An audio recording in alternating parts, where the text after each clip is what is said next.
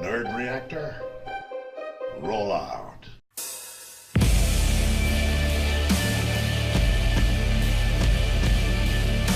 BJ Blazkowicz is back, and he's going to be doing one thing and one thing only: killing Nazis.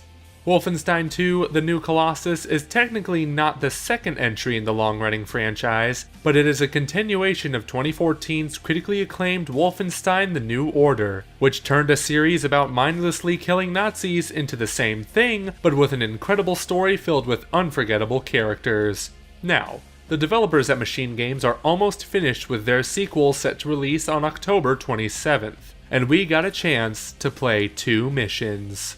Starting with the beginning of the game, dubbed Reunion, BJ wakes up from a coma on June 1961, 7 months after the events of the New Order's conclusion. Unable to walk, he props himself up on a wheelchair to discover that the submarine he's on is being overrun by, you guessed it, Nazis.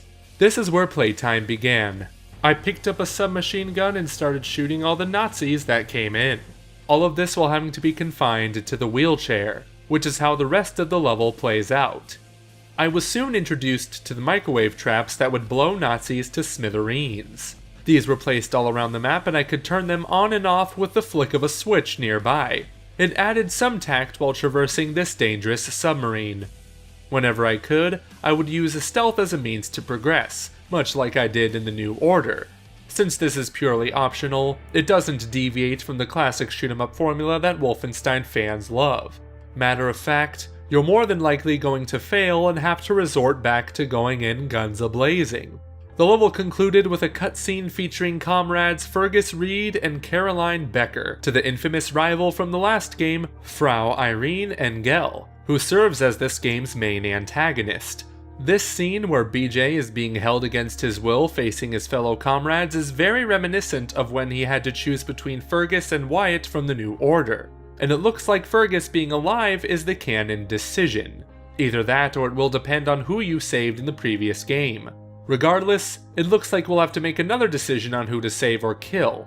But before I could choose, the level ended and I had to start on the next one, Roswell. Beginning with a cutscene starring BJ and his new team, they devise a plan to sneak in a portable nuke into a Nazi base in Roswell, New Mexico to give the American people hope that the fight against the Nazis can be won.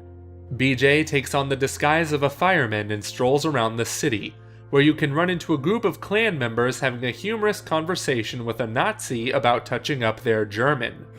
How do you say thank you in German? Oh, of course, sir. Let me see. It's, Yes. Dank. Yes, out with it. Dank. My God. Was that alright? No, that was terrible. What's interesting is the new Colossus's take on a fictional Nazi-occupied America. Even though it's been 15 years since Germany won World War II, the Nazis didn't just come into America and say, "This is how we run things."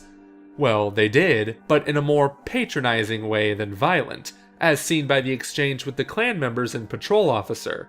Same with a very tense scene in a diner where a German officer kindly asks for a milkshake while snobbishly suggesting that they make their menu more German. It goes about as well as you imagine. After we kill the officer in the diner, the owner Spesh brings BJ down to the basement where he delivers some crazy monologue that is extremely well acted. Much like the last game, every actor nails their performance in these 2 levels alone, all the while the cutscenes are masterfully shot. If the rest of the game holds up just as well, we could be in for some award-winning performances. Once BJ sneaks into the train station to get to the Roswell base, that's when the real fun happens. I started by sneaking to the objective, but as soon as I got caught by the commander's guard dog, I was immediately surprised by new, mechanical soldiers that would get the beat down on me before I had the chance to defend myself. Which brings me to my next point. This level was hard. Like, really, really hard. A big part of this has to do with being thrown into a later mission without having played from the very beginning, but it was tough nonetheless. Cover is degradable, meaning that it will eventually wear down, and enemies come at you from all angles. It's not like Doom where you can just run around all willy-nilly. You have to be on your feet, know when it's the right time to cover, and keep looking for those armor pieces and med kits because you're gonna need them. When I got on the train, I was granted a beautiful automatic shotgun, which I used to gather some impressive kill shots down a hallway.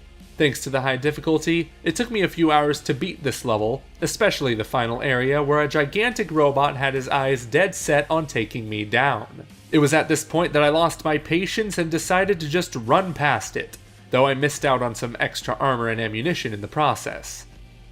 As a big fan of Wolfenstein: The New Order, I am very much looking forward to its sequel, especially after playing this demo. Even though the difficulty was a bit harsh during some sections, the new Colossus is shaping up to be a worthy successor, containing all that I love about the last game: action, guns, and great performances by talented actors.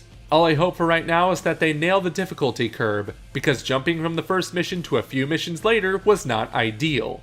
But such is the nature of previewing games. So far, Wolfenstein II: The New Colossus kicks some serious Nazi ass, and I look forward to playing the final game once it releases on October 27th for PC, PS4, and Xbox One.